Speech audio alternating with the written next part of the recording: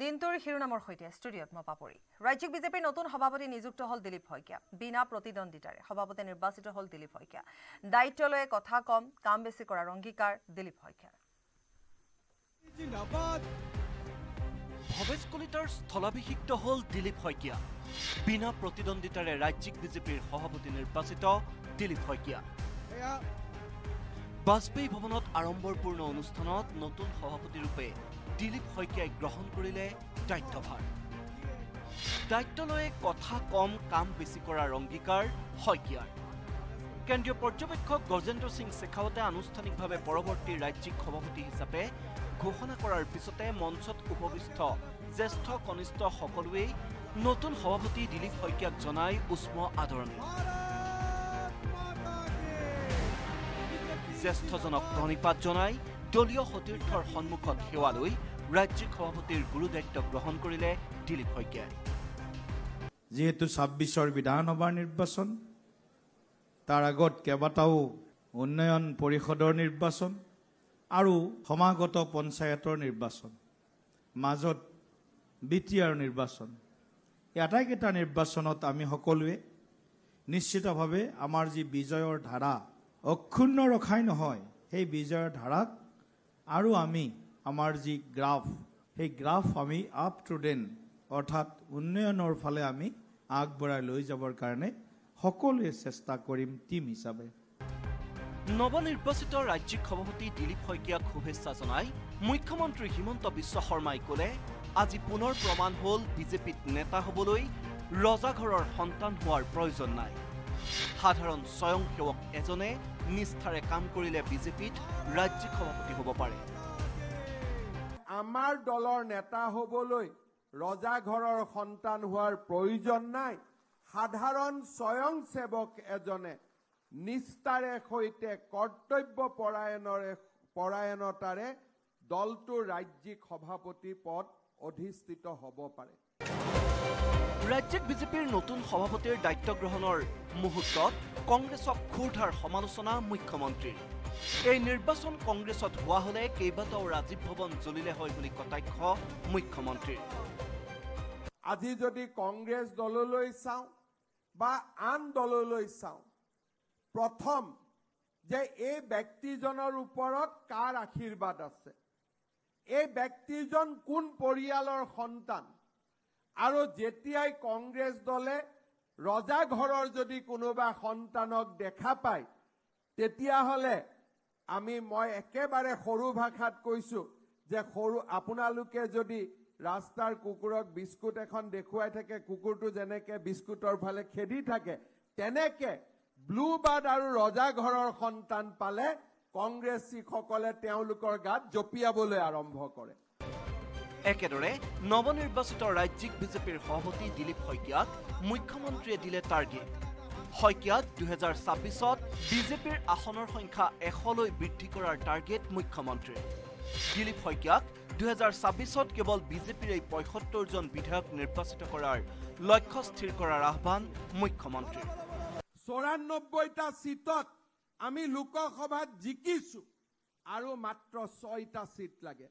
আমি মিত্ৰ দলৰ লগত থাকিম, কিন্তু মিত্ৰ দলৰ লগত থকাৰ পিছতো ভাৰতীয় জনতা পাৰ্টিৰ বিধায়কৰ সংখ্যা 75ৰ দেউনা দিলীপ শইকীয়া ডাঙৰীয়াৰ নেতৃত্বতে আমি পাৰ কৰিম। ইফালে কথা কমকৈ কাম অধিক কৰাৰ অংগীকাৰেৰে দায়িত্ব লৈয়ে দিলীপ শইকীয়াই ঘোষণা কৰিলে, কেৱল চৰকাৰ গঠনেই তেওঁৰ মূল লক্ষ্য নহয়। কেৱল মাত্ৰ কেইজনমান বিধায়ক সাংসদ চৰকাৰ গঠন কৰাই ভাৰতীয় জনতা পাৰ্টিৰ মূল লক্ষ্য নহয়। নিশ্চিতভাৱে ৰাজনৈতিক সফলতা বা নিৰ্বাচনী সফলতা এটা ৰাজনৈতিক দলৰ মাপদণ্ড, কিন্তু আদৰ্শবাদ যিটো কোৱা হয়, যি কাৰণে ভাৰতীয় জনতা পাৰ্টি প্ৰতিষ্ঠা হৈছিল, যি কাৰণে ভাৰতীয় জনসংঘ প্ৰতিষ্ঠা হৈছিল, ডক্টৰ শ্যামাপ্ৰসাদ মুখাৰ্জী, পণ্ডিত দীনদয়াল উপাধ্যায়, এই মহান মনীষীক মই আজি শ্ৰদ্ধাৰে দায়িত্ব গ্ৰহণৰ সময়ত মই আজি সেৱা আৰু ভক্তি মোৰ ফালৰ পৰা নিবেদন কৰিছোঁ। এই অনুষ্ঠানতে বিদায়ী সভাপতি ভৱেশ কলিতাই আনুষ্ঠানিকভাৱে ভাৰতীয় জনতা পাৰ্টিৰ দলীয় পতাকা দিলীপ শইকীয়াৰ হাতত অৰ্পণ কৰি পৰৱৰ্তী কাৰ্যকালৰ বাবে জনালে শুভেচ্ছা। দিলীপ শইকীয়াক মই শুভেচ্ছা জ্ঞাপন কৰিছোঁ। তেওঁৰ বলিষ্ঠ নেতৃত্বত এই বৰ্ষটো আমাৰ নিৰ্বাচনী বৰ্ষ। কিছুদিন পিছতে আমাৰ পঞ্চায়ত নিৰ্বাচন অনুষ্ঠিত হ'ব 26খন জিলা পৰিষদত। এক বৃহৎ আমি ইলেকশ্যনলৈ আগবাঢ়িছোঁ। তাৰপিছতে আমাৰ মিচিং কাউন্সিল আছে, তাৰপিছতে আমাৰ BTC আছে, তাৰপিছত ৰাভা হাছাং কাউন্সিল আৰু 26ত আমাৰ বিধানসভা নিৰ্বাচন আছে। একেদৰে পূৰ্বৰ সভাপতিসকলৰ দৰেই সকলোকে লগত লৈ দলক আগুৱাই নিয়াৰ বাবে দিলীপ শইকীয়াক আহ্বান জনালে কেন্দ্ৰীয় মন্ত্ৰী সৰ্বানন্দ সোণোৱালে। দিলীপ শইকীয়া ডাঙৰীয়াৰ নেতৃত্বত একেলগে কাম কৰিব লাগিব দিনে নিশাই। দলৰ মাজত আন্তৰিকতা, শ্ৰদ্ধা, ভক্তি, মৰম চেনেহ যিমান বাঢ়িব সিমান দল শক্তিশালী হ'ব। আৰু দলে সদায় এই কথা মনত ৰাখিব লাগিব, আমি সদায় ৰাইজৰ হৃদয়ত এটা স্থায়ী আস্থাভাজক স্থান নিৰ্মাণ কৰাৰ বাবে আমি সংকল্পবদ্ধ হ'ব লাগিব। উল্লেখযোগ্য যে দিলীপ শইকীয়াৰ সন্মুখত এতিয়া তীব্ৰ প্ৰত্যাহ্বান। আগন্তুক পঞ্চায়ত নিৰ্বাচন, BTC নিৰ্বাচন, মিচিং ৰাভা স্বায়ত্তশাসিত পৰিষদৰ নিৰ্বাচন তথা 2026ত বিধানসভাৰ নিৰ্বাচন। এনে প্ৰত্যাহ্বানমূলক সময়ত দলক নেতৃত্ব দিয়াৰ সুযোগ লাভ কৰা দিলীপ শইকীয়াক শুভেচ্ছা জনাই কেন্দ্ৰীয় পৰ্যবেক্ষক তথা কেন্দ্ৰীয় মন্ত্ৰী গজেন্দ্ৰ সিং শেখাৱতে ক'লে আগন্তুক বৰ্ষটো অসম বিজেপিৰ বাবে পূৰ্ণাহুতি দিয়াৰ বৰ্ষ। প্ৰীতি প্ৰিয়দৰ্শিনীৰ report, news 18 Assam north east. কণ্ঠশিল্পী ৰাজীৱ শদিয়াৰ আকস্মিক মৃত্যুৰ পিছতে জুবিন গাৰ্গে কৰা এটা মন্তব্যৰ পিছত এতিয়া আৰম্ভ হৈছে তুমুল বিতৰ্ক। মাঘৰ বিহুৰ উৰুকাৰ দিনা মৃত্যুক আঁকোৱালি লৈছিল জাতি মাটিৰ গোন্ধ থকা গীত গোৱা ৰাজীৱ শদিয়াই। কণ্ঠশিল্পীগৰাকীৰ মৃত্যুৰ পিছতে শোকত ভাগি পৰিছিল শিল্পীগৰাকীক ভালকৈ জনা লোকসকল। মই ৰাজীৱ শদিয়া, এতিয়া মই তাক ইমান মই চিনি নাপাওঁ, কিন্তু দেই যি ক'ব খোজা আজিয়ে কোৱা, আঘাত নিদিবা মনত। ৰাজীৱ শদিয়াক চিনি নাপায় জুবিনে। এতিয়া মই তাক ইমান মই চিনি নাপাওঁ, কিন্তু দেই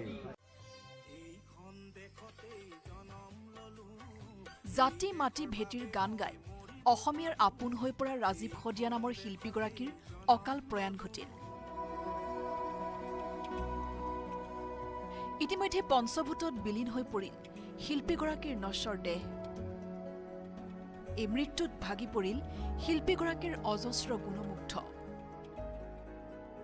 মৰ্মাহত হৈ পৰিল নবীন প্ৰবীণ অনেক সংগীত শিল্পী। আবেগী হৈ পৰিছিলো। আমাক লাগি বহুত গান গাইছিলে, ৰাতি মাটি লৈ গান গাইছিলে। আমি শুনা মতে আবেগী হৈ পৰিছিলো। তেখেতে বাৰেকুৰিখন মোৰ দ্বিতীয় ঘৰ বুলি কিনে কৈছিলে। যিটো কথা খবৰটো পালো, খবৰটো পাই দুখ লাগিছে, বেয়া লাগিছে মনতে। এনেকৈ মানুহ ইমান এনেকৈ যাব পাৰে, কিবা হ'ব পাৰে, তাকে আৰু। ৰাজীৱ শদিয়াৰ মৃত্যুত সামাজিক মাধ্যমতো বৈ গ'ল শোকৰ নৈ। অসমৰ সংগীত তাৰকা জুবিনেও এই মৃত্যুৰ বাতৰি পাই লগে লগে সামাজিক মাধ্যমতে লিখিলে, ৰেষ্ট ইন পিচ ব্ৰাদাৰ। ইমানলৈকে ঠিকেই আছিল। পিছে হঠাতে সংবাদ মাধ্যমৰ এটা সাক্ষাৎকাৰত জুবিনে কৈ উঠিল, তেওঁৰ মৃত্যু এটা দুখৰ খবৰ, পিছে মই তাক চিনি নাপাওঁ।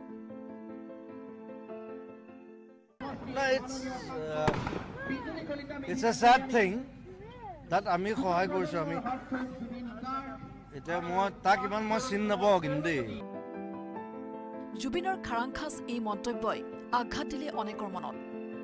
ৰাজীৱ শদিয়াৰ অনুৰাগীৰ উপৰিও সংগীত ভাল পোৱা বহুজনেই জুবিনৰ ওপৰত হৈ উঠিল আক্ৰমণাত্মক। যি ক'ব খোজা আজিয়ে কোৱা, আঘাত নিদিবা মনত। এতিয়া মই তাক ইমান মই চিনি নাপাওঁ, কিন্তু দেই এই ৰাজীৱ শদিয়াই জুবিন অসুস্থ হৈ থাকোঁতে আৰোগ্য কামনা কৰি সামাজিক মাধ্যম যোগেদি ভগৱানক প্ৰাৰ্থনা জনাইছিল। পিছে জুবিনে চিনি নাপালে তেওঁক। এতিয়া মই তাক ইমান মই চিনি নাপাওঁ, কিন্তু দেই এতিয়া মই তাক ইমান মই চিনি নাপাওঁ, কিন্তু দেই ৰাজীৱ শদিয়াক চিনি নোপোৱা জুবিনে একাধিকবাৰ গাইছে ৰাজীৱ শদিয়াই লিখা গান, চেনেহে ৰিঙা ৰিঙাৰ মন এলবামৰ প্ৰেম গভীৰ নহলে শীৰ্ষক যিটো গীত জুবিনে গাইছিল সেই গীতৰ কথা আৰু সুৰ আছিল ৰাজীৱ শদিয়াৰ আনকি 2015 চনত জিয়ানৈ শীৰ্ষক বিহু গীতৰ এলবামতো ৰাজীৱ শদিয়াৰ কথাৰে জুবিনে গাইছিল গান সেই ৰাজীৱক জুবিনে পাহৰি যোৱাত স্বাভাৱিকতে ক্ষুব্ধ হৈ উঠিল ৰাজীৱ অনুৰাগী যি ক'ব খোজা আজি কোৱা আঘাত নিদিবা মনত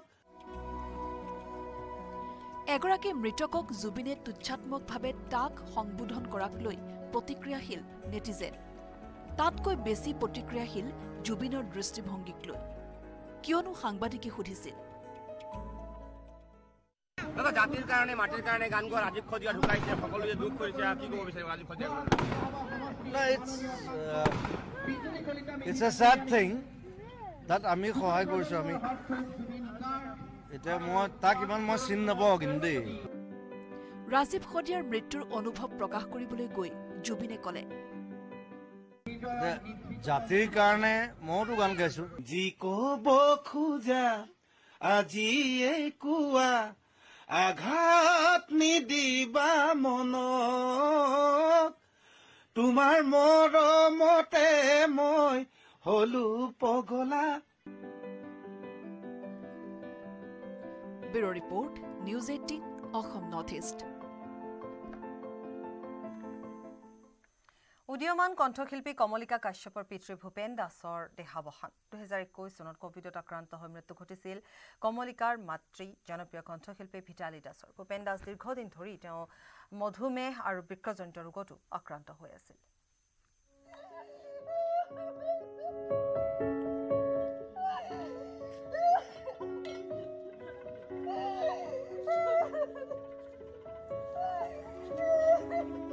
ঘাটমাউৰা হল কণ্ঠশিল্পী ভিতালী দাসৰ কন্যা কমলিকা কাশ্যপ 3 বছৰ পূৰ্বে কোভিডে কাঢ়ি নিছিল মাতৃক শাৰীৰিক অসুস্থতাই অকালতে কাঢ়ি নিলে পিতৃকো শুকুৰবাৰে মাতৃহাৰা কমলিকাক অকলশৰীয়া কৰি থৈ গ'ল পিতৃ ভূপেন দাসে মহানগৰীৰ গাড়ীগাঁৱৰ নিজা বাসগৃহত শুকুৰবাৰে দুপৰীয়াৰ ভাগত মৃত্যুক সাৱটি ললে কমলিকাৰ পিতৃ তথা প্ৰয়াত শিল্পী ভিতালী দাসৰ স্বামী ভূপেন দাসে অসমৰ বিহুগীতৰ সম্ৰাজ্ঞী ভিতালী দাসৰ অকাল বিয়োগৰ পিছত মাতৃৰ পথকে অনুসৰণ কৰি কন্যা কমলিকায়ো গীতৰ মাজেৰে জীৱনৰ খোপনি পুতিবলৈ আৰম্ভ কৰিছিল ইতিমধ্যে মঞ্চই গীত পৰিৱেশন কৰি দৰ্শকৰ মৰম বুটলিবলৈ সক্ষম হৈছে কমলিকাই কিন্তু হঠাৎ কমলিকাৰ জীৱনলৈ আহিল দ্বিতীয়টো বৃহৎ আঘাত দীৰ্ঘদিনে অসুস্থ হৈ আছিল ভূপেন দাস মধুমেহ ৰোগ আৰু বৃক্কজনিত সমস্যাত আক্ৰান্ত হৈ আছিল কমলিকাৰ পিতৃ কিন্তু নিয়তিৰ ওচৰত হাৰ মানি অৱশেষত কন্যাক অকলশৰীয়া কৰি থৈ গ'ল ভূপেন দাসে চিকিৎসালয়লৈ নিয়াৰ পিছতেই চিকিৎসকে মৃত ঘোষণা কৰে ভূপেন দাসক এই খবৰ বিয়পি পৰাৰ পিছতেই বিভিন্নজনে শোক প্ৰকাশ কৰিছে এতিয়া মানে ভিতালী ঢুকাওঁতে মানসিক কিছুমান চিন্তা থাকেতো সেই মানসিক চিন্তাই তেওঁক মানে মানুহজনক খুব দুৰ্বল কৰিলে আৰু তেখেত তবলাৰ জৰিয়তে অসমত জনপ্ৰিয় হ'বলৈ সক্ষম হৈছিলে আৰু সেই সূত্ৰে হয়তো ভিতালী দাসৰো তেখেত মানে সান্নিধ্যত আহিছিলে যি নহওক ভূপেন দাসৰ আজি কেইবা মানে 2 বছৰ 3 বছৰৰ পৰা জানিছিলোঁ তেখেতে ডায়েবেটিছ ৰোগত আক্ৰান্ত হৈ আছিলে আৰু যোৱা নৱেম্বৰ মাহত তেখেতৰ বৃক্কৰ যি মানে প্ৰব্লেম এই প্ৰব্লেম ধৰা পৰিছিলে ভূপেন দাস আমাৰ বন্ধু আছিল ভিতালী দাসৰ মোৰ ক্লাছমেট আছিল ভিতালী দাস ঢুকাৰ পৰা ভূপেন দাসে সম্পূৰ্ণ ভাগৰি পৰিছিল তাৰ যিটো জীৱনত কিছুমান সি চিন্তা চৰ্চাবিলাক বেলেগকৈ লোৱা হ'ল সি ভাবি আছিল যে মোৰ পত্নী এতিয়াও জীয়াই থকা বুলি ভাবে কিন্তু আজি আমি যিটো হঠাৎ শুনিলোঁ খবৰটো পাই আমাৰ খুবেই দুখ লাগি গ'ল উল্লেখযোগ্য যে বিগত বৰ্ষত 2021 চনৰ 21 এপ্ৰিলত কোভিডত আক্ৰান্ত হৈ মৃত্যুক সাৱটি লৈছিল কণ্ঠশিল্পী ভিতালী দাসে পিতৃকে সাৰথি কৰি জীৱনৰ বাটত আগুৱাই যোৱা উদীয়মান কণ্ঠশিল্পী কমলিকাক নিথৰুৱা কৰিলে পিতৃৰ বিয়োগে এই কঠিন সময়ত জীৱনৰ প্ৰত্যাহ্বান গ্ৰহণ কৰি শক্তিশালী হৈ আগুৱাই যাওক ভূপেন ভিটালীৰ একমাত্ৰ সন্তান কমলিকা সেয়াই কামনা কৰিছে সকলোৱে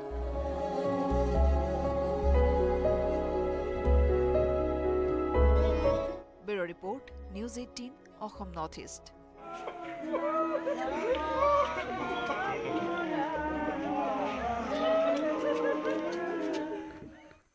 24 ঘণ্টাৰ পাছত আৰক্ষীৰ জালত পৰিল সৈফ আলী খানৰ আক্ৰমণকাৰী বান্দ্ৰা ষ্টেচনৰ পৰা মুম্বাই আৰক্ষীয়ে গ্ৰেপ্তাৰ কৰে আততায়ীটো সৈফৰ ঘৰত 1 ঘণ্টা সময় আছিল আক্ৰমণকাৰী সিসিটিভি ফুটেজৰ ভিত্তিত আৰক্ষীয়ে নিশ্চিত কৰিছে এই তথ্য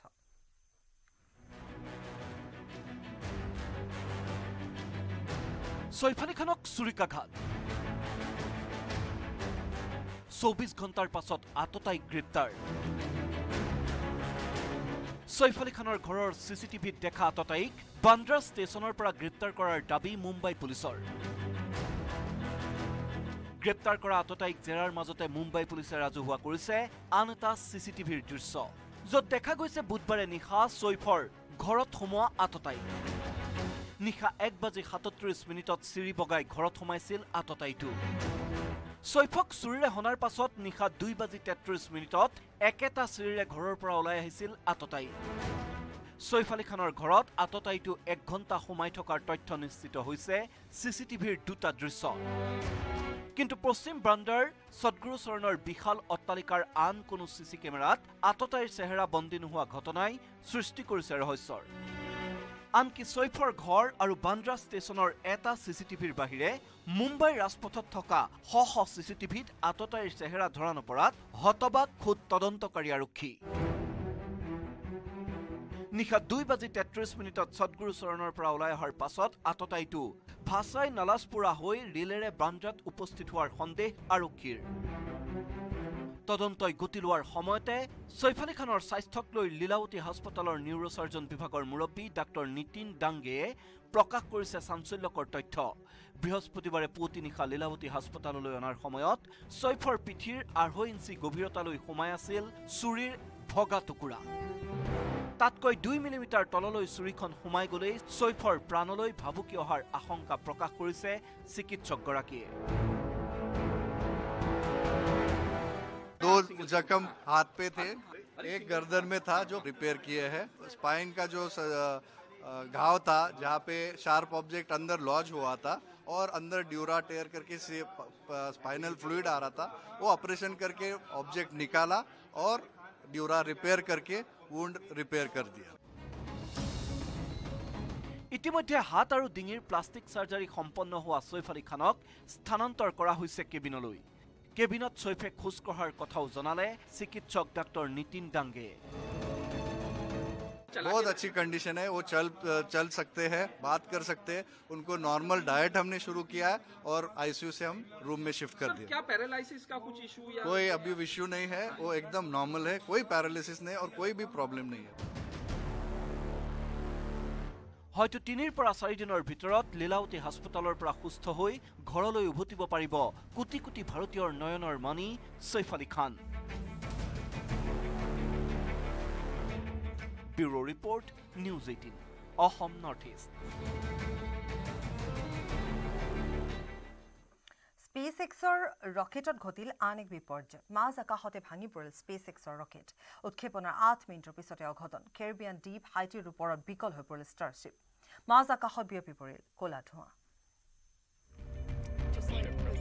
SpaceXৰ ৰকেটত আন এক বিপৰ্যয় মাজ আকাশত ভাঙি পৰিল SpaceXৰ ৰকেট উৎক্ষেপনৰ 8 মিনিটৰ পিছতেই ভাঙি পৰে ৰকেট কেৰিবিয়ান দ্বীপ হাইটিৰ ওপৰত বিকল হৈ পৰিল ষ্টাৰশ্বিপ ক'লা ধোঁৱাই আৱৰি ধৰে সমগ্ৰ আকাশ আমেৰিকাৰ কোটিপতি ইলন মাস্কৰ কোম্পানীয়ে নিৰ্মাণ কৰা ষ্টাৰশ্বিপ আকাশৰ মাজত দুৰ্ঘটনাত পতিত হয় ইয়াৰ ধ্বংসাৱশেষবোৰ মাটিত পৰিছে ইয়াৰ পৰা হাত সাৰিবলৈ আমেৰিকাৰ বৃহৎ অঞ্চলতো বিমান সেৱাত ব্যাঘাত জন্মিছে এই কাৰণেই SpaceXৰ ৰকেটটো দ্বিতীয়বাৰৰ বাবে উৎক্ষেপনৰ পিছত ভাঙি পৰে বৃহস্পতিবাৰে স্থানীয় সময় অনুসৰি 5:38 দক্ষিণ টেক্সাছৰ এটা উৎক্ষেপণ স্থানৰ পৰা SpaceXে ষ্টাৰশ্বিপ উৎক্ষেপণ কৰে কিন্তু লঞ্চৰ 8 মিনিটৰ পিছতেই ভাঙি যায় ৰকেটটো বতাহৰ মাজত সংঘটিত হোৱা এই বিস্ফোৰণৰ ফলত ৰকেট আৰু অগ্নিগোলকৰ ধ্বংসাৱশেষ তীব্ৰ গতিত তললৈ নামিবলৈ ধৰে ষ্টাৰশ্বিপে এটা পৰীক্ষামূলক উপগ্ৰহলৈ মহাকাশলৈ গৈ আছিল ৰকেটৰ ধ্বংসাৱশেষৰ পৰা হাত সাৰিবলৈ কমেও 20খন বিমান ডাইভাৰ্ট কৰা হৈছিল অন্য বিমান বন্দৰত অৱতৰণ কৰা হৈছিল ফলত যাত্ৰীসকলো হৈছে ক্ষতিগ্ৰস্ত বিফলতাৰ পিছতো স্পেচ এক্সৰ CEO মাৰ্কছ কিন্তু নিৰাশ হোৱা নাই ৰকেটৰ ধ্বংসাৱশেষৰ ছবি পোষ্ট কৰি ছ'চিয়েল মিডিয়াত লিখিছে সফলতা অনিশ্চিত কিন্তু $16 মনোৰঞ্জন নিশ্চিত ইয়াৰ পূৰ্বে 2023 বৰ্ষৰ এপ্ৰিল মাহত স্পেচ এক্সৰ এটা ৰকেট আকাশৰ মাজত ভাহি গৈছিল মহাকাশৰ পৰা পৃথিৱীৰ বায়ুমণ্ডলত প্ৰৱেশ কৰাৰ লগে লগে এই ৰকেটটো ধ্বংস হয় ধ্বংসাৱশেষ ভাৰত মহাসাগৰৰ ওপৰেৰে বাগৰি পৰে অৱশ্যে পূৰ্বৰ কোনো স্পেচ এক্স দুৰ্যোগে বিমান সেৱাত প্ৰভাৱ পেলোৱা নাছিল international desk news 18 Assam north east সোণাপুৰৰ পাহাৰত চলিছে অবাধ বন ধ্বংসযজ্ঞ ডিমৰীয়া তেতেলীয়া 14 মাইলত নিৰ্বিচাৰ পাহাৰ খনন চলাইছে একাংশই প্ৰশ্ন উঠিছে বন বিষয়ৰ পৃষ্ঠপোষকতাতে চলিছে নেকি বন ধ্বংসযজ্ঞ চকু মুদা কুলিৰ ভাও জুৰিছে ৰেঞ্জাৰ বিট অফিচাৰে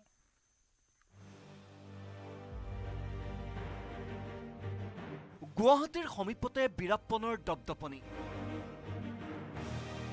বন বিষয়াৰ পৃষ্ঠপোষকতাত বন ধ্বংস সোণাপুৰৰ সেউজ পাহাৰত অবাধ বন ধ্বংসযজ্ঞ উদক ভেটাৰখীয়া পাতিছে নেকি দিছপুৰে ডিমৰীয়া তেতেলীয়া 14 মাইলত দিন দুপৰতে পাহাৰ খনন দেখি এই প্ৰশ্ন উদয় হৈছে ৰাইজৰ মনত একমাত্ৰ নিউজ 18 অসম নৰ্থ ইষ্টত ফাদিল গুৱাহাটীৰ সমীপৰ এই দৃশ্য দিনৰ পোহৰতে বন মাফিয়াই এফালৰ পৰা মহতিয়াই নিছে সেউজ পাহাৰ বৃহত্তৰ সোণাপুৰ ৰাজহ চক্ৰৰ অন্তৰ্গত এলেকাত নিৰ্বিঘ্নে চলিছে বন ধ্বংসযজ্ঞ হয় সিদিনালৈকে ইয়াত আছিল সেউজীয়া এটা পাহাৰ গছ গছনিৰে ভৰি আছিল পাহাৰখন কিন্তু এতিয়া চিনমুকাম নোহোৱা হৈছে গছ গছনিৰ হাবিৰে ভৰি থকা পাহাৰত চলিছে অবাধ খনন এস্কেভেটৰেৰে খন্দা হৈছে পাহাৰ কেইখন বন বিভাগৰ আশীৰ্বাদত দিন দুপৰতে পাহাৰ খননৰ অভিযোগ স্থানীয় লোকৰ দিনে নিশাই পাহাৰত চলিছে বন দস্যুৰ হাতুৰা এই দৃশ্য দেখিও চকুমুদা কুলিৰ ভাও দিছে বন বিভাগৰ ৰেঞ্জাৰ বিট অফিচাৰে বন বিষয়াক মেনেজ কৰি এইসমূহ ঠাইত ৰঙামাটিৰ মুকলি বেহা চলাৰো অভিযোগ অঞ্চলবাসীৰ ব্যাপক হাৰত এনেদৰে চলি থকা বন ধ্বংসক লৈ ৰহস্যজনকভাৱে মৌন হৈ আছে দিছপুৰ ধৃতৰাষ্ট্ৰৰ ভাৱত সোণাপুৰৰ ৰেঞ্জাৰ প্ৰাঞ্জল গগৈ গুৱাহাটীৰ সমীপতে চলি থকা ব্যাপক বন ধ্বংসৰ খবৰ দিছপুৰৰ বৰমুৰিয়াই নোপোৱাৰ আঁৰত ৰহস্যৰ গোন্ধ পাইছে বহুজনে প্ৰশ্ন হয় দিন দুপৰতে চলি থকা পাহাৰ খনন দেখিও কিয় মৌন হৈ আছে ডিএফঅ কেৱল নিউজ 18 অসম নৰ্থ ইষ্টত সম্প্ৰচাৰ হোৱা এই সমূহ ভিডিঅ'য়ে এক প্ৰকাৰ ভয়ংকৰ ইংগিত বহন কৰিছে কেৱল ৰাজধানী চহৰ গুৱাহাটী মহানগৰীৰ পৰা মাত্ৰ 15 অথবা 20 কিলোমিটাৰ দূৰত্বত এইদৰে চলি থকা অবৈধ পাহাৰ খননৰ কাৰ্যক লৈ কিন্তু সম্প্ৰতি মৌন দিছপুৰ কিংবা বন মন্ত্ৰী চন্দ্ৰমোহন পাটোৱাৰী কাৰ কৃপাত বন মাফিয়াই টকলা কৰাৰ সাহ কৰিব পাৰিছে যোৰাবাটৰ 14 মাইলৰ লগতে সোণাপুৰৰ সেউজীয়া পাহাৰ কাৰ সাহসত একোটা প্ৰকাণ্ড পাহাৰ নোহোৱা হৈ পৰিছে বন মন্ত্ৰীৰ উত্তৰলৈ বাট চাইছে ৰাজ্যবাসীয়ে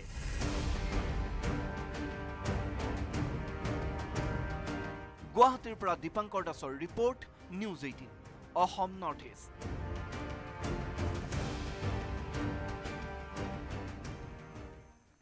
ৰাজ্যিক বিজেপিৰ সভাপতি নিৰ্বাচিত হল দিলীপ শইকীয়া 90 দশকৰ পৰা বিজেপিৰ সৈতে জড়িত দিলীপ শইকীয়া গুৱাহাটী কমাৰ্চ কলেজৰ পৰা বিকম ডিগ্ৰী লাভ কৰি যোগ দিছিল বিজেপিত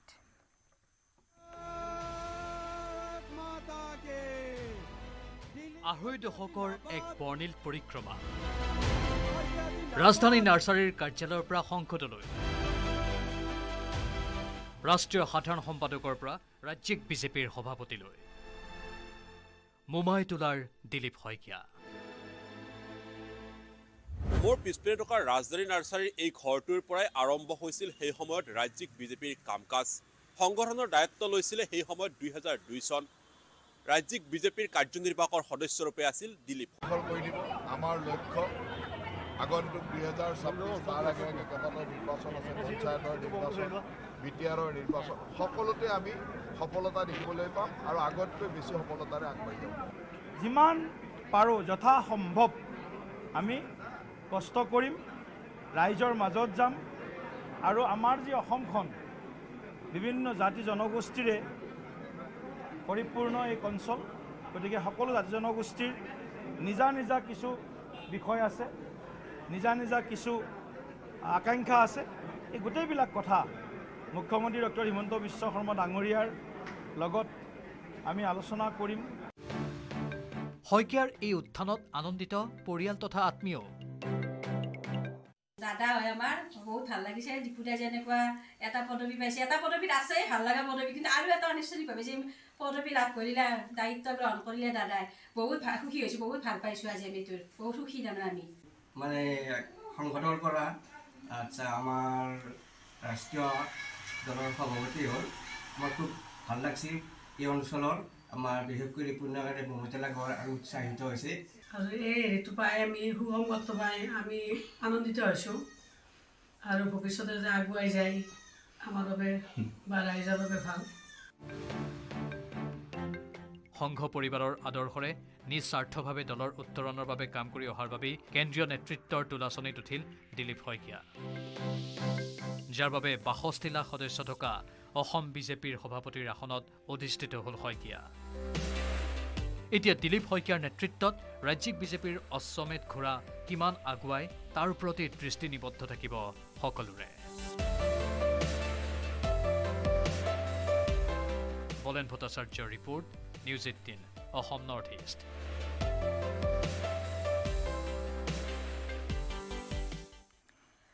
ৰাজ্যিক বিজেপিৰ বিদায়ী সভাপতি ভৱেশ কলিতাক মৰ্যাদা সহকাৰে সংস্থাপিত কৰাৰ দিহা কৰিব নেকি বাবে শাসকীয় দলটোৱে হিমন্ত বিশ্ব শৰ্মাৰ কেবিনেটত ভৱেশ কলিতাক অন্তৰ্ভুক্ত কৰিব বুলি চৰ্চা চলাৰ বিপৰীতে মুখ্যমন্ত্ৰীয়ে তাৎক্ষণিকভাৱে নস্যাৎ কৰিলে বিষয়টো।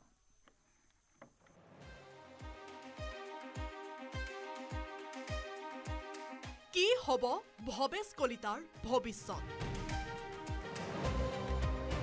ৰাজ্যিক সভাপতিৰ পদবী ত্যাগ কৰি মন্ত্ৰিত্ব পাবনে ভৱেশ কলিতাই? বৃহস্পতিবাৰৰ সন্ধিয়াৰ পৰা আৰম্ভ হৈছে ৰাজ্যিক বিজেপিৰ বিদায়ী সভাপতি ভৱেশ কলিতাক লৈ ব্যাপক চৰ্চা। দ্বিতীয়টো কাৰ্যকালৰ বাবে ভৱেশ কলিতাৰ হাতত বিজেপিৰ কেন্দ্ৰীয় নেতৃত্বই অৰ্পণ নকৰিলে ৰাজ্যিক সভাপতিৰ দায়িত্ব। ভৱেশ কলিতাৰ সলনি 1986তে RSSত ভৰ্তি হৈ পৰৱৰ্তীকালত বিজেপিলৈ অহা দিলীপ শইকীয়াৰ হাতত দলে অৰ্পণ কৰিলে ৰাজ্যিক বিজেপিৰ সভাপতিৰ দায়িত্ব। ইয়াৰ পাছতে আৰম্ভ হৈছে চৰ্চা। ভৱেশ কলিতাক কি দায়িত্ব দিব দলে? চৰ্চা চলিছে হিমন্ত বিশ্ব শৰ্মাই কেবিনেটত অন্তৰ্ভুক্ত কৰাব নেকি ভৱেশ কলিতাক। দিলীপ শইকীয়াই নতুন সভাপতি হিচাপে বাজপেয়ী ভৱনত দায়িত্ব লোৱাৰ পাছতে মুখ্যমন্ত্ৰীৰ পৰা সাংবাদিকে বিচাৰিলে ভৱেশ কলিতাক সংস্থাপন সন্দৰ্ভত উত্তৰ। সাংবাদিকৰ প্ৰশ্নৰ উত্তৰত মুখ্যমন্ত্ৰী হিমন্ত বিশ্ব শৰ্মাই স্পষ্ট কৰি দিলে, ভৱেশ কলিতা দলৰ মাজতেই আছে, বিজেপিত নাই বিশেষ সংস্থাপনৰ ব্যৱস্থা। ভৱেশ কলিতাটো এতিয়াও আগতেই থাকিব নহয়। আমাৰ দলত প্ৰাক্তন সভাপতিসকলৰ মৰ্যাদা বহুত ওপৰত, গতিকে ভৱেশ কলিতা আজিও আমাৰ দলৰ নেতা হৈয়ে থাকিব। তেওঁ সন্মুখৰ পৰাই তেওঁ নেতৃত্ব দিব। সদ্যহতে ভৱেশ কলিতাৰ মন্ত্ৰিত্বৰ আশাত চেঁচা পানী পেলালে যদিও মুখ্যমন্ত্ৰী হিমন্ত বিশ্ব শৰ্মাই ক'লে, এনে দলীয় ত্যাগৰ নজিৰ বিজেপিৰ পৰম্পৰাত আগৰ পৰাই আছে, এয়া কেৱল বিজেপিতহে সম্ভৱ। ভৱেশ কলিতালৈ আপোনালোকে একদম চিন্তা কৰিব নালাগে, এই চিন্তাটো আমাক এৰি দিয়ক। তেখেতে ৰঙিয়াৰ কাৰণে বহুতখিনি কাম কৰিছে, আঁচনিবোৰ আধৰুৱা হৈ আছে, গতিকে তেওঁ নিজে সিদ্ধান্ত ল'লে যে মই ৰঙিয়াৰ আকৌ এবাৰ নিৰ্বাচন খেলাৰ মোৰ ইচ্ছা আছে। মুখ্যমন্ত্ৰীৰ এই ঘোষণাই সদ্যহতে স্তীমিত কৰিলে ভৱেশ কলিতাৰ কেবিনেটৰ অংশ হোৱাৰ সম্ভাৱনা। পাছে আজিৰে পৰা 3 ৰাষ্ট্ৰৰ ভ্ৰমণ সূচীলৈ দিছপুৰ এৰা মুখ্যমন্ত্ৰীয়ে উভতি আহি এই বিষয়ত কি সিদ্ধান্ত লয় বা কেন্দ্ৰীয় নেতৃত্বই কি সিদ্ধান্ত লয় তাৰ ওপৰতে নিৰ্ভৰ কৰিব ভৱেশ কলিতাৰ সংস্থাপনৰ বিষয়টো। প্ৰীতি প্ৰিয়দৰ্শিনীৰ সৈতে বিজু কুমাৰ ডেকাৰ report, news 18 Assam north east. কেন্দ্ৰীয় কেবিনেটে বাজেট অধিৱেশন আৰম্ভ হোৱাৰ পূৰ্বে বহু প্ৰতীক্ষিত অষ্টম দৰমহা আয়োগ গঠনত অনুমোদন দিয়াৰ পাছত এতিয়া কেন্দ্ৰীয় চৰকাৰৰ বিষয়া কৰ্মচাৰীৰ মাজত তুমুল চৰ্চা চলিছে। একে চৰ্চা হৈছে অসম কৰ্মচাৰীৰ বিষয়া কৰ্মচাৰীৰ মাজতো। গঠন হ'ব অষ্টম দৰমহা আয়োগ। মোদী কেবিনেটে দিলে অনুমোদন। এজন অধ্যক্ষ 2জন সদস্যৰে হ'ব 3জনীয়া আয়োগ। বৃহস্পতিবাৰে প্ৰধানমন্ত্ৰী নৰেন্দ্ৰ মোদীৰ অধ্যক্ষতাত অনুষ্ঠিত কেন্দ্ৰীয় কেবিনেটে অষ্টম দৰমহা আয়োগ গঠনত দিয়া অনুমোদনৰ কথা সদৰি কৰে কেন্দ্ৰীয় মন্ত্ৰী অশ্বিনী বৈষ্ণৱে। माननीय प्रधानमंत्री जी ने केंद्र सरकार के सभी कर्मचारियों के लिए 8th सेंट्रल पे कमीशन को मंजूरी दे दी। কেন্দ্ৰীয় কেবিনেটে দিয়া অনুমোদন মতে অষ্টম দৰমহা আয়োগ বলবৎ হ'ব 2026ৰ 1 জানুৱাৰীৰ পৰা। উল্লেখযোগ্য যে সপ্তম দৰমহা আয়োগে পৰামৰ্শাৱলী প্ৰস্তুত কৰোঁতে সময় লৈছিল 18 মাহ। কিন্তু অষ্টম দৰমহা আয়োগে কিমান দিনৰ ভিতৰত কেন্দ্ৰীয় চৰকাৰক ৰিপৰ্ট দাখিল কৰিব সেই বিষয়ত বান্ধি দিয়া নাই কোনো সময়সীমা। লগতে বিগত দৰমহা আয়োগৰ পৰামৰ্শাৱলী বলবৎ হৈছিল 1 এপ্ৰিলৰ পৰা। কিন্তু অষ্টম দৰমহা আয়োগ 2026ৰ 1 জানুৱাৰীৰ পৰাই বলবৎ বা কাৰ্যকৰী হ'ব বুলি কেন্দ্ৰীয় কেবিনেটে জনাইছে অনুমোদন। इसमें मैसिव कंसल्टेशन होगा with the state governments, with all the different stakeholders in the central government, in the PSUs, इन सब के साथ डिटेल्ड कंसल्टेशन होगा और चेयरमैन एंड 2 मेंबर्स का भी शीघ्र अपॉइंटमेंट होगा। एक तरीके से ये एक बहुत बड़ा फैसला है जिसमें जो केंद्र के कर्मचारी हैं और जैसा आप जानते हैं 1 सेंट्रल पे कमीशन कम्स, उसके बाद में करीब करीब हर देश के जितने भी ऑर्गेनाइजेशंस हैं वो सब उसी को फॉलो करते हैं। উল্লেখ কৰা প্ৰয়োজন যে ষষ্ঠ দৰমহা আয়োগত ন্যূনতম দৰমহা আছিল 7,000 টকা। ষষ্ঠ দৰমহা আয়োগত সৰ্বোচ্চ দৰমহা আছিল 1,80,000 টকা। সপ্তম দৰমহা আয়োগত ন্যূনতম দৰমহা আছিল 18,000 টকা। আৰু সপ্তম দৰমহা আয়োগত সৰ্বোচ্চ দৰমহা আছিল 2.5 লাখ টকা। এতিয়া গঠন হ'বলগীয়া অষ্টম দৰমহা আয়োগে কেন্দ্ৰীয় চৰকাৰৰ কৰ্মচাৰীৰ ক্ষেত্ৰত ন্যূনতম আৰু সৰ্বোচ্চ কিমান টকা আদায় দিয়াৰ পৰামৰ্শ দিয়ে তাক এতিয়াই কৈ দিব নোৱাৰি। কিন্তু চৰ্চা চলা মতে অষ্টম দৰমহা আয়োগৰ মতে ন্যূনতম দৰমহা হ'ব পাৰে 35,000ৰ পৰা 51,000 টকা। সৰ্বোচ্চ দৰমহা হ'ব পাৰে 5 লাখ টকা। ইপিনে অষ্টম দৰমহা আয়োগে দিবলগীয়া ফিটমেণ্ট ফেক্টৰক লৈ এতিয়া চলিছে সৰ্বাধিক চৰ্চা। সপ্তম দৰমহা আয়োগে বেচিক পেৰ সৈতে দিছিল 2.57 ফিটমেণ্ট ফেক্টৰ। আচলতে সকলোৰে দৰমহা সমানুপাতিকভাৱে যাতে বাঢ়ে তাৰ বাবে বেচিক পেৰ সৈতে দিয়া ফিটমেণ্ট ফেক্টৰ পূৰণ কৰা হয়। এতিয়া চলা চৰ্চা মতে অষ্টম দৰমহা আয়োগে দিব পাৰে বেচিক পেৰ সৈতে 2.87 ফিটমেণ্ট ফেক্টৰ। অসম চৰকাৰে বৰ্তমান দি আছে ভাস্কৰ বৰুৱা ৰাজ্যিক দৰমহা আয়োগৰ পৰামৰ্শ মতে ৰাজ্য চৰকাৰৰ বিষয়া কৰ্মচাৰীক দৰমহা। ৰাজ্য চৰকাৰৰ বিষয়া কৰ্মচাৰীয়ে পাই আছে কেন্দ্ৰীয় চৰকাৰৰ দৰমহাৰ সমপৰ্যায়ত। ভাস্কৰ বৰুৱা ৰাজ্যিক দৰমহা আয়োগৰ পৰামৰ্শ আছিল ৰাজ্য চৰকাৰে আৰু গঠন নকৰিব ৰাজ্যিক দৰমহা আয়োগ। কেন্দ্ৰীয় চৰকাৰৰ পৰৱৰ্তী দৰমহা আয়োগৰ সমপৰ্যায়ত ৰাজ্য চৰকাৰে দিব দৰমহা। অৱশ্যে মুখ্যমন্ত্ৰী হিমন্ত বিশ্ব শৰ্মা চৰকাৰে এই ক্ষেত্ৰত কি সিদ্ধান্ত লয় সেয়া এতিয়াও অস্পষ্ট। ৰাজ্যৰ বিষয়া কৰ্মচাৰীৰ আশা অসম চৰকাৰে গ্ৰহণ কৰিব কেন্দ্ৰীয় চৰকাৰৰ অষ্টম দৰমহা আয়োগৰ পৰামৰ্শ। বিজু কুমাৰ ডেকাৰ report, news 18 Assam north east. আজি 17 জানুৱাৰী শিল্পী দিৱস। ৰাজ্য ভিন্ন প্ৰান্তত ৰূপকৰ জ্যোতিপ্ৰসাদ আগৰৱালাক স্মৰণ। গোলাঘাটত ৰাজ্য চৰকাৰৰ সাংস্কৃতিক পৰিক্ৰমা বিভাগৰ উদ্যোগত অনুষ্ঠিত শিল্পী দিৱস। গুৱাহাটীৰ জ্যোতিচিত্ৰ বনতো সুন্দৰৰ পূজাৰীক জনোৱা হ'ল শ্ৰদ্ধাঞ্জলি।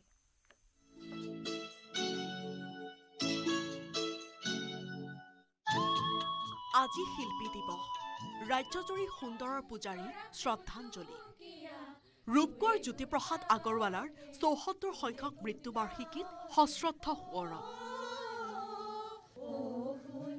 সুন্দৰৰ পূজাৰীগৰাকীক শ্ৰদ্ধাঞ্জলি জনাই প্ৰান্তে প্ৰান্তে আয়োজন কৰা হৈছে বিশেষ কাৰ্যসূচী অসম চৰকাৰৰ সাংস্কৃতিক পৰিক্ৰমা বিভাগৰ উদ্যোগত আৰু গোলাঘাট জিলা প্ৰশাসনৰ সহযোগত শিল্পী দিৱসৰ আয়োজন গোলাঘাটৰ সমন্বয় ক্ষেত্ৰ খেলপথাৰত আয়োজন কৰা শিল্পী দিৱসত অসম চৰকাৰৰ মন্ত্ৰী অজন্তা নেওগ আৰু অতুল বৰাই অংশগ্ৰহণ কৰি কেইবাগৰাকীও শিল্পীক বঁটা প্ৰদান কৰে প্ৰথমে শিল্পীগৰাকীৰ চৰণত ক্ষমা জনাইছোঁ আৰু আজি 4গৰাকী প্ৰতিজ শিল্পী তেখেতসকলক আজি সন্মান জনোৱা হৈছে চৰকাৰৰ ফালৰ পৰা তেখেতসকলকো আমি শুভকামনা জ্ঞাপন কৰিছোঁ বঁটা এটাই এজন ব্যক্তিক প্ৰেৰণা যোগায় আৰু দায়িত্ব বঢ়াই দিয়ে আৰু এটা স্বীকৃতি আৰু সঁচাকৈ আজি এই স্বীকৃতি পাই মই নিজে সন্মানিত অনুভৱ কৰিছোঁ আৰু অত্যন্ত সুখী হৈছোঁ ইফালে আছুৰ উদ্যোগত হোজাৰ কাকিত অনুষ্ঠিত হয় কেন্দ্ৰীয় শিল্পী দিৱসৰ বিশেষ কাৰ্যসূচী ৰাজ্যৰ ভিন্ন প্ৰান্তৰ লগতে গুৱাহাটীৰ জ্যোতি চিত্ৰপটতো শিল্পী দিৱসৰ আয়োজন সুন্দৰৰ পূজাৰী জ্যোতিপ্ৰসাদ আগৰৱালাৰ প্ৰতিমূৰ্তিত বন্তি প্ৰজ্বলন আৰু মাল্যাৰ্পণ কৰা হয় বন্তি প্ৰজ্বলন কৰে জ্যোতি চিত্ৰপটৰ অধ্যক্ষ বিদ্যাসাগৰে অনুষ্ঠানত জ্যেষ্ঠ অভিনেতা মুকুল দাসক 2024-25 বৰ্ষৰ অসম চৰকাৰৰ শিল্পী পেঞ্চনো প্ৰদান কৰা হয় শিল্পীয়ে হৈছে সমাজৰ লাইখুটা শিল্পীয়ে হৈছে সমাজৰ কাৰণে সত্য আৰু সুন্দৰ আজিৰ এই মহান দিনত আমি এইজনা শিল্পীক আজি শ্ৰদ্ধা কৰাৰ কাৰণে শিল্পী দিৱসটো উদযাপন কৰিছোঁ ৰাজ্যৰ ভিন্ন প্ৰান্তৰ লগতে তিয়কতো জ্যোতিপ্ৰসাদ আগৰৱালাক স্মৰণ অসম সাহিত্য সভাৰ উদ্যোগত ধনী কবি বিনন্দ চন্দ্ৰ বৰুৱাৰ ক্ষেত্ৰত কেন্দ্ৰীয়ভাৱে উদযাপন কৰা হৈছে শিল্পী দিৱস তেজপুৰতো বিভিন্ন অনুষ্ঠানে পুৱাৰে পৰা আয়োজন কৰিছে শিল্পী দিৱসৰ কাৰ্যসূচী তেজপুৰৰ সৃজনী সংগীত মহাবিদ্যালয়ৰ ছাত্ৰীসকলে ৰূপকোঁৱৰৰ সৃষ্ট গীতৰ আধাৰত নৃত্য পৰিৱেশন কৰে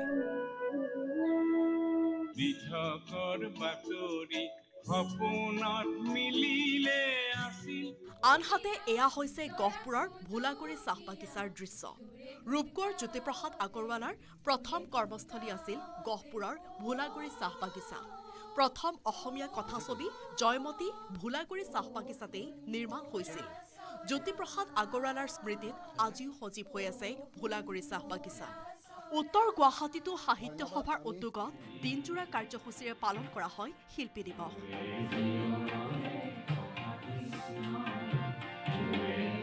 বঙাইগাঁৱতো ৰূপকোঁৱৰ জ্যোতিপ্ৰসাদ আগৰৱালাক স্মৰণ ৰাখালডুবি আঞ্চলিক শিল্পী দিৱস উদযাপন সমিতিৰ উদ্যোগত দিনজোৰা কাৰ্যসূচীৰে পালন কৰা শিল্পী দিৱসত পতাকা উত্তোলন কৰে বৰপেটা লোকসভাৰ সাংসদ ফণীভূষণ চৌধুৰীয়ে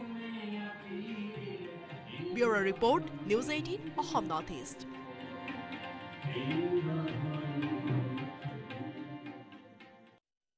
আৰু ইয়াৰ সৈতে দিনটো শিৰোনামৰ পৰা বিদায় লৈছোঁ নমস্কাৰ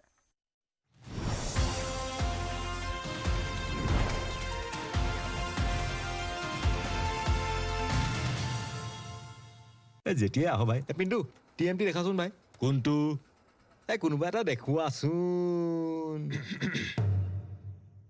একেবাৰে নহ'ব মাত্ৰ মাইথন ষ্টিলহে দিব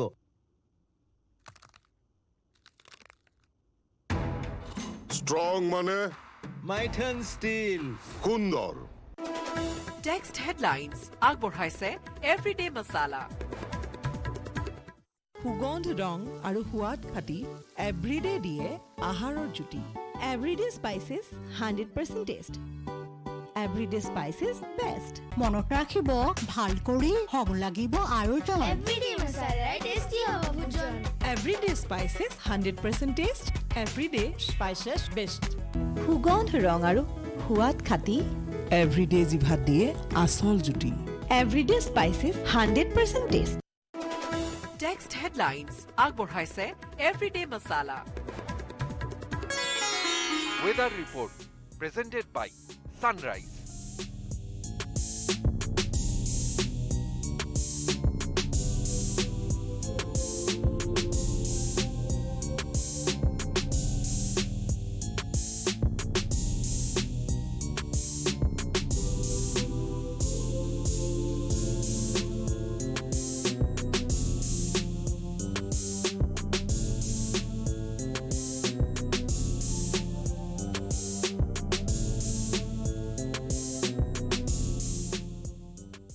Weather report presented by Sunrise. Batoria